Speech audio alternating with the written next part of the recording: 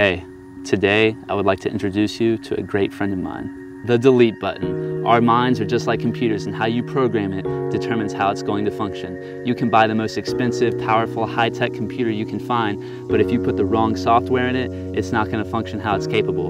In a similar way, many people are not living a victorious life today, not because there's something wrong with them, not because their hardware is defective, but because they've allowed their thinking to become contaminated. They start believing the lies. I'm not talented. I don't have a good personality. I've made too many mistakes. You have to learn how to hit the delete button when the lies start coming in. Just like a virus can slow down a perfectly good working computer, our thoughts can keep us from reaching our fullest potential. You're just average, you're ordinary. Delete, I'm a masterpiece, I'm one of a kind. You've seen your best days, it's all downhill from here. Delete, my future will be brighter than my past.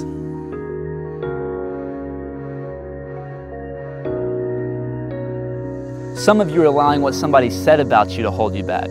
There will always be people trying to come into our lives and put water on our fire to keep our seeds of greatness from flourishing. And words are like seeds. If you dwell on them long enough, they will start to take root, they will become a stronghold in your mind, and they will start to become a reality.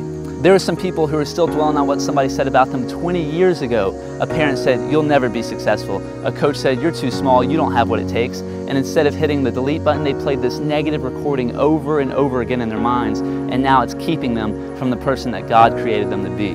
In the book of Romans, God tells us to renew our minds with His Word. In other words, to reprogram our software with what He thinks about us. God says that you're blessed, you're talented, you're forgiven, you're provided for, you're more than a conqueror. You have to speak out in faith and say that this is where I am, but this is not who I am. I may be in defeat, but I am not defeated. Some of you, if you would just start hitting the delete button, your life would go to a whole new level. You can't live about your days in negativity and expect to live a life of victory. Your life will follow your thoughts. We should be playing the thoughts of God and His recording, what He thinks about us all throughout the day. And if anything contrary comes along to that, no big deal. Just hit the delete button. You'll never amount to anything. Delete. I will become everything God has created me to be.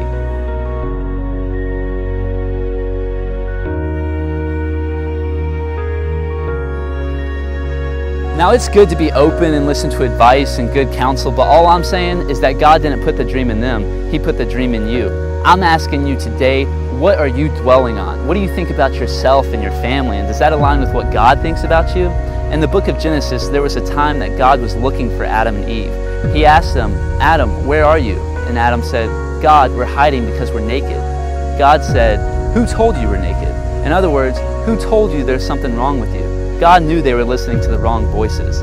God's asking us today, who told you you aren't talented? Who told you you've made too many mistakes? Who told you that you won't be provided for? We have to delete this kind of thinking, or else it will contaminate our minds and it will determine the direction of our destiny.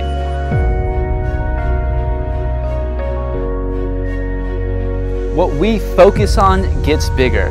Some of you have been playing this negative recording over and over again in your minds for years. Today, I'm asking you to change the recording. Put on God's recording. You are blessed. You are talented. You are forgiven. You are provided for. You are a masterpiece.